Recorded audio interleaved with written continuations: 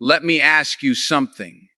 Have you ever noticed that the moment you stop explaining yourself, the moment you stop chasing, the moment you choose peace over pleading, that's the moment they start feeling it. Not love, not desire, loss.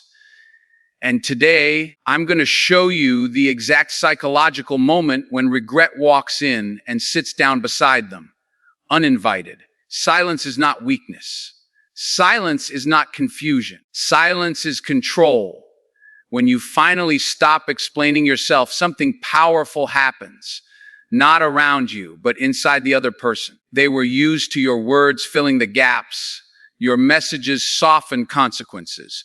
Your explanations made their behavior feel manageable, forgivable, temporary. When those words disappear, the mind has no cushion left. Silence forces them to sit alone with their actions. No justifications, no reinterpretation, just reality. And reality is uncomfortable when it's no longer negotiable. Your silence removes the noise that once distracted them from accountability, and now they have to hear their own thoughts clearly for the first time. At first, they mistake your silence for a phase. They assume you're cooling down, gathering your thoughts, preparing another attempt to fix what they broke. They've seen this pattern before. You always came back with more patience, more understanding, more emotional labor. But this time, silence stretches longer than expected. Days turn into weeks, no long messages, no emotional check-ins, no attempts to reopen conversations. That's when uncertainty creeps in. The human brain hates unresolved endings. Silence creates an open loop, one that keeps replaying in their mind. The absence of your voice becomes more disturbing than any argument ever was. Psychologically, silence removes reassurance. When you were present, even in conflict, you still confirmed that you cared. You still showed emotional investment. That investment told them they mattered. Even when they disappointed you, silence takes that confirmation away. Now they don't know where they stand. And when someone no longer knows their position in your life, anxiety replaces confidence. They begin rereading old messages, reanalyzing past moments, searching for signs they missed. Silence turns memory into a courtroom, and their actions are suddenly on trial without a defense attorney. Silence also disrupts power dynamics. When you use to explain, chase clarity, or demand answers, you unknowingly gave control away. You were reacting. Silence flips that entirely. Now they're the ones reacting to nothing. And nothing is terrifying. There's no emotional feedback to measure, no temperature check to read. They don't know if you're angry, healed, indifferent, or completely detached. That ambiguity forces their mind to imagine worst-case scenarios. The absence of information becomes information itself. It tells them you no longer feel obligated to explain your feelings, and obligation is the foundation of emotional access. As silence continues, something deeper happens, self-reflection. Not because they suddenly become emotionally mature, but because silence leaves them alone with consequences. There's no distraction of your presence to soften guilt, no conversation to redirect blame. They start recognizing patterns, not yours, but theirs. The moments they dismissed, the times they assumed you'd stay no matter what. Silence doesn't accuse, but it exposes. It reveals how much of the relationship depended on your effort to hold things together. And that realization is heavy because it comes with the understanding that what was lost may not be recoverable. Eventually, silence reshapes how they see you. You're no longer the person trying to be understood. You become the person who walked away without chaos, without begging, without spectacle. That composure unsettles them. It contradicts the narrative they built, that you needed them, that you'd always return, that you wouldn't leave quietly. Silence rewrites your image in their mind from predictable to powerful. And that shift is permanent because once someone realizes you're capable of walking away without explanation, they understand something crucial. You don't need their permission to choose yourself. Over time, silence becomes a mirror. Every unanswered message they didn't send, every apology they rehearsed but never delivered, every moment they assumed you'd tolerate more. Silence doesn't shout, it doesn't argue, it waits. And in that waiting, it forces them to confront the version of themselves they avoided when you were still present. Silence becomes the space where regret begins forming, not because you said something perfectly, but because you said nothing at all. When you leave, the first thing they notice isn't your absence as a human being, it's the loss of access. Access to your time, access to your attention, access to the emotional safety you provided without asking for anything in return. Human psychology is wired to recognize loss only when a resource disappears. You were a resource long before you were appreciated as a person. You were the one who listened, reassured, showed up, and adjusted. That access became familiar, expected, and dangerously easy to overlook. So when you're gone, the initial discomfort isn't love, it's inconvenience. At first, their mind downplays it. They tell themselves you're replaceable, that someone else can offer the same conversations, the same emotional availability, the same presence. This belief protects their ego. Admitting they lost someone valuable too quickly would require accountability, and accountability is uncomfortable. So instead, they focus on surface-level distractions, new people, new attention, new stimulation. But what they don't realize is that access isn't interchangeable. Not all attention feels the same. Not all presence carries the same emotional weight. And that truth takes time to reveal itself. As days pass, they begin noticing small disruptions. No one checks on them the way you did. No one anticipates their moods. No one remembers the details that mattered only to them. These are quiet realizations, not dramatic ones. They surface during ordinary moments. When something good happens and there's no one to share it with, or when something goes wrong and there's no familiar comfort waiting. That's when they realize the difference between being surrounded and being understood. What they lost wasn't just a person. It was emotional continuity. Psychologically, this is where contrast begins. The brain compares past and present automatically, and when current interactions feel lighter, shallower, or less grounding, your absence becomes more pronounced. They start recognizing how much effort you put into making things feel stable, how you filled emotional gaps without being asked, how you made life feel easier simply by being there. This isn't nostalgia yet, it's disruption. The routine they relied on is gone, and routines are deeply tied to emotional security. Eventually, access turns into awareness. They realize you offered consistency in a world full of unpredictability. You didn't just show up when it was convenient. You showed up when it mattered. That kind of presence isn't loud, which is why it's often undervalued while it exists. Only when it's gone do they understand how rare it was. The mind begins replaying moments they once overlooked. Not the dramatic ones, but the steady ones. The reliability, the patience, the emotional labor that went unnoticed because it was always there. At this stage, confusion sets in.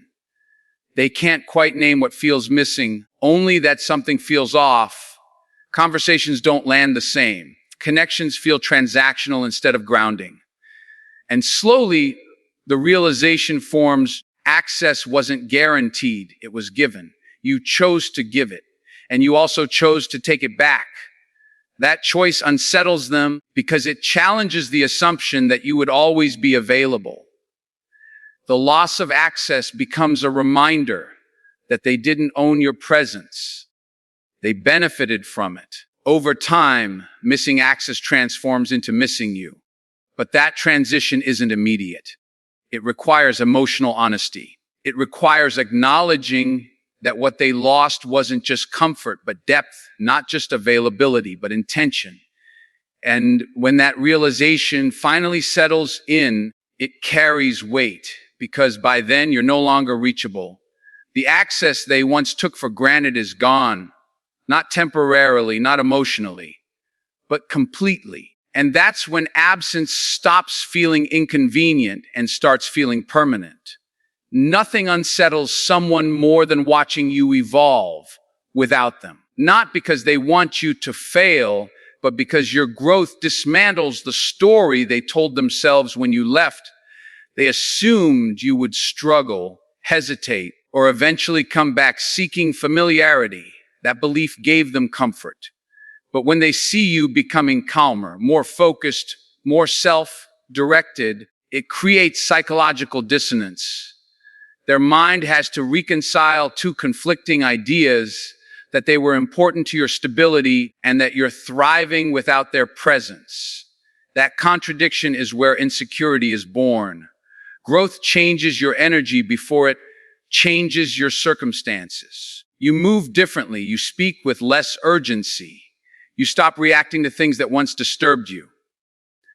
This shift is subtle but deeply noticeable to someone who knew your emotional patterns. They recognize the absence of tension in you, and that absence tells them you've healed something they once had access to. Healing is threatening to insecure minds because it removes leverage. They no longer feel needed, influential, or central to your emotional world. And when someone realizes they're no longer necessary, their ego feels exposed. Psychologically, your growth challenges their self-image. When the relationship ended, they likely justified their behavior by minimizing your value or exaggerating their own. That narrative helped them avoid guilt. But your progress contradicts that version of events.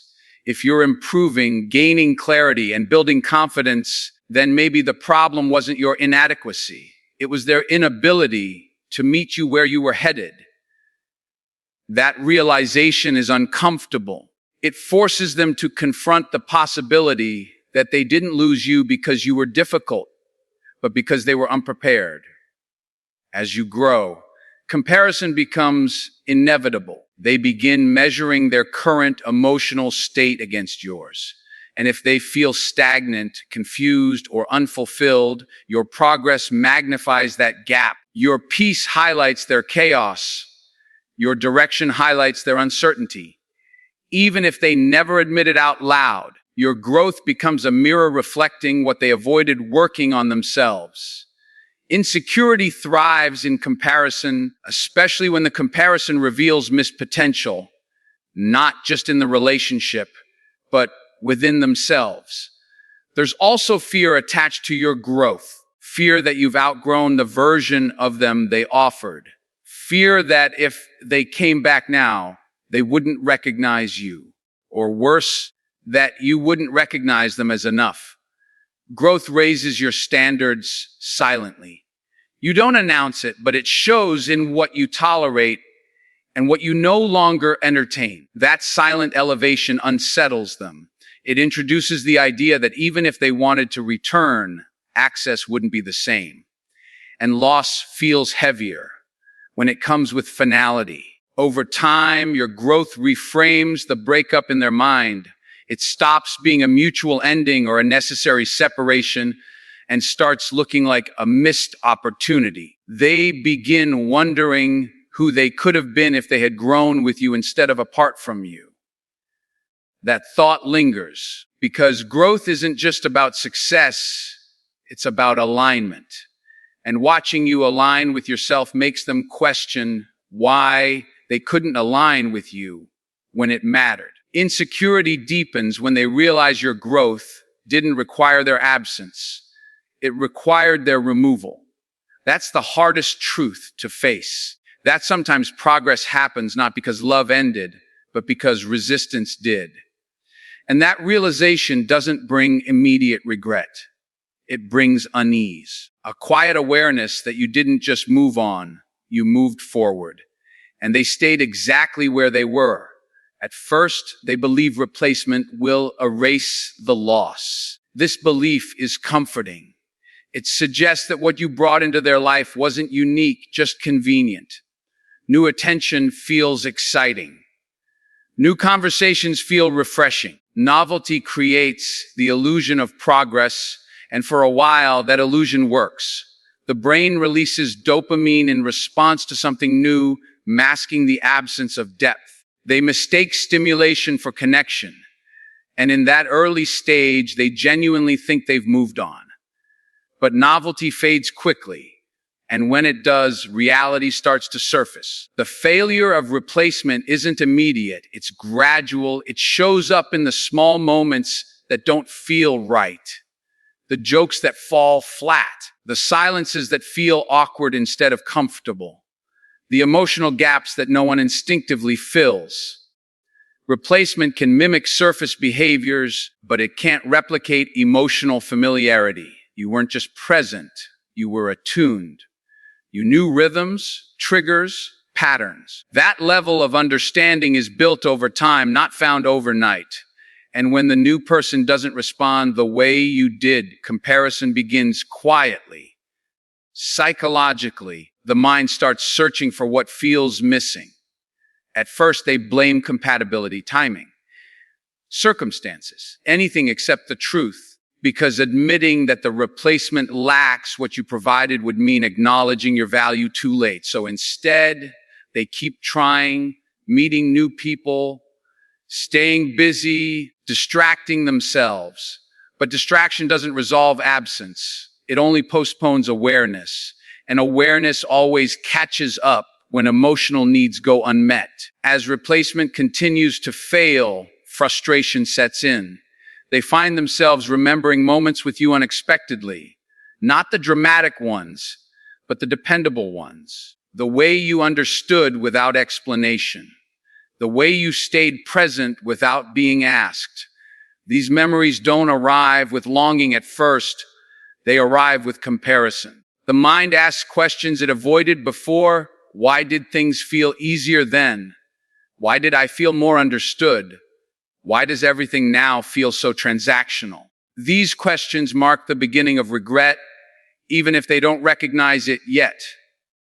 Regret deepens when they realize effort alone doesn't recreate connection. They may try harder this time, communicate more, show up more, be more attentive.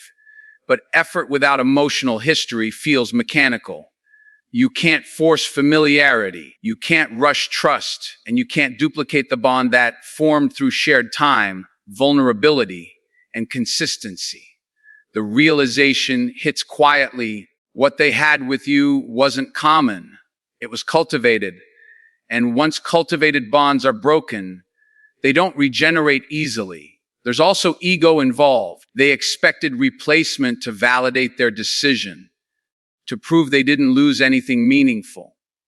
But when replacement disappoints, the ego takes a hit. It suggests the decision may have been impulsive, avoidant, or short-sighted. That realization threatens their self-image. Regret grows not just from missing you, but from questioning themselves, from wondering whether they walked away from something irreplaceable because they underestimated its worth. Eventually, replacement stops feeling like forward motion and starts feeling like running in circles. They aren't searching for someone new anymore. They're searching for a feeling they once had. And that's when regret becomes unavoidable, because the mind finally connects the absence to its source. You weren't just someone they were with. You were the standard by which everything else is now measured. And when nothing measures up, regret doesn't shout. It settles in quietly and stays.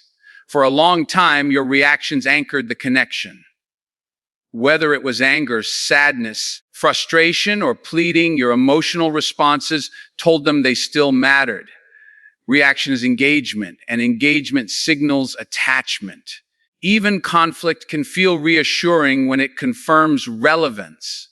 As long as you reacted, they knew they could still reach you, still affect you, still occupy space in your emotional world. That sense of influence often goes unnoticed until it disappears. When you stop reacting, the emotional feedback loop breaks, and that break is deeply unsettling. At first, they interpret your lack of reaction as emotional numbness or delayed response. They assume something will surface eventually, a message, a confrontation, an emotional release. They've grown accustomed to your predictability. You felt things deeply, and you showed it. That expression gave them orientation. When it's gone, confusion takes its place. They don't know how to read you anymore, and humans are wired to feel uneasy when familiar patterns disappear without explanation. Psychologically, your non-reaction removes control. Reaction allowed them to gauge impact. What bothered you, what hurt you, what still tied you emotionally to the situation.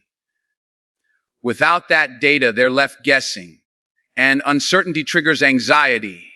The brain fills in blanks with fear. They begin wondering if you've detached completely, if they've been replaced, or if you no longer care at all.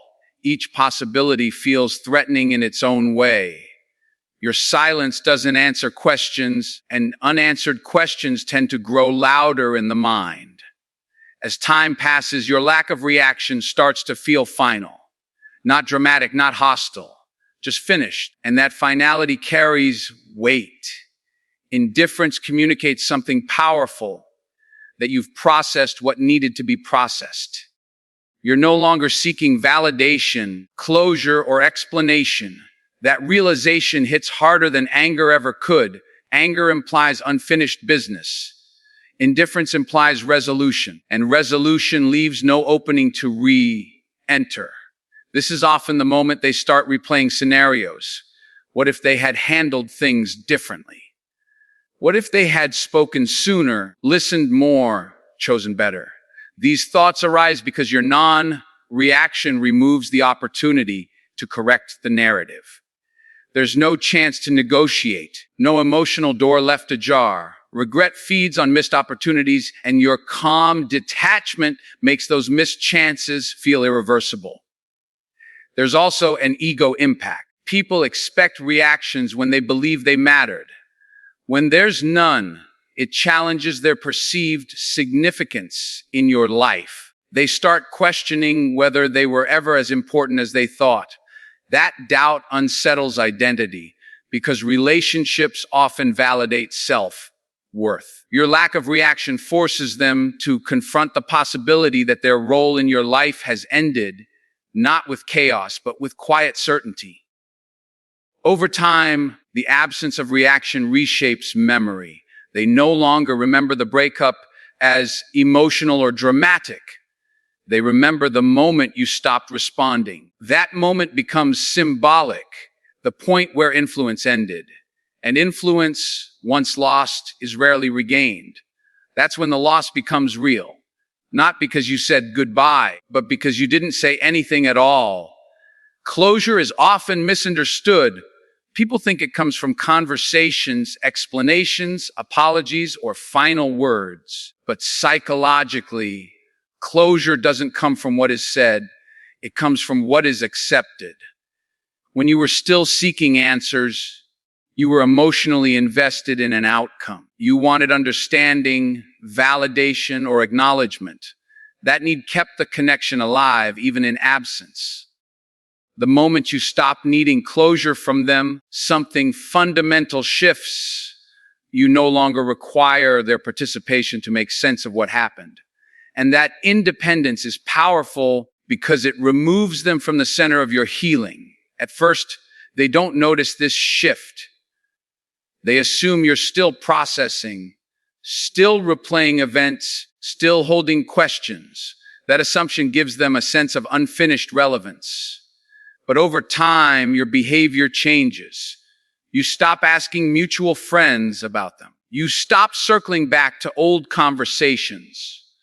You stop framing new experiences through the lens of what was lost. These changes signal emotional resolution. And emotional resolution without dialogue is unsettling to someone who expected to be part of the final chapter. Psychologically, your self-generated closure disrupts their sense of narrative control.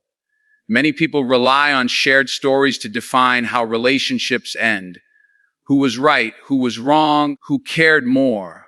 When you stop engaging in that narrative, it collapses.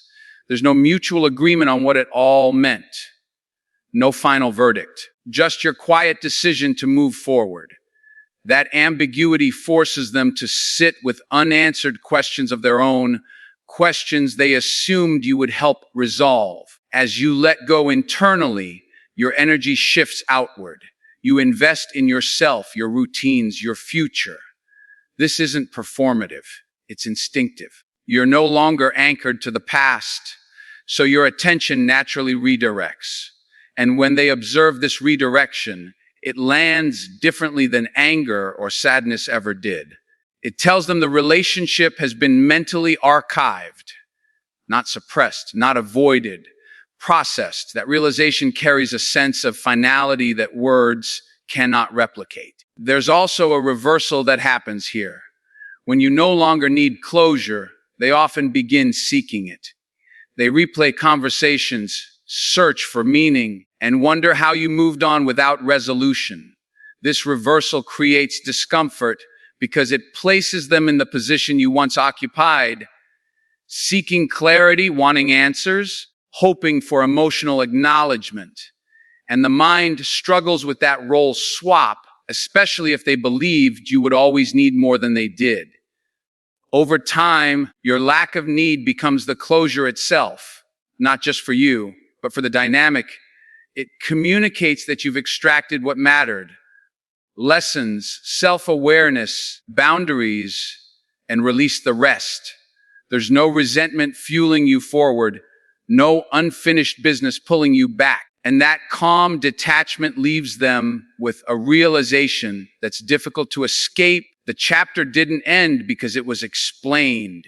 It ended because you outgrew the need to explain it at all. And that's the truth most people never prepare for. Regret doesn't arrive when you leave. It arrives when your absence stops needing their presence. It shows up when your silence is no longer waiting to be broken. When your growth no longer needs to be witnessed. When your peace no longer requires their understanding. By the time they realize what they lost, you're not standing in the doorway hoping to be chosen. You're already walking forward, lighter, clearer, and no longer available to be misunderstood. And that's the moment they feel it most. Not because you disappeared, but because you became unreachable.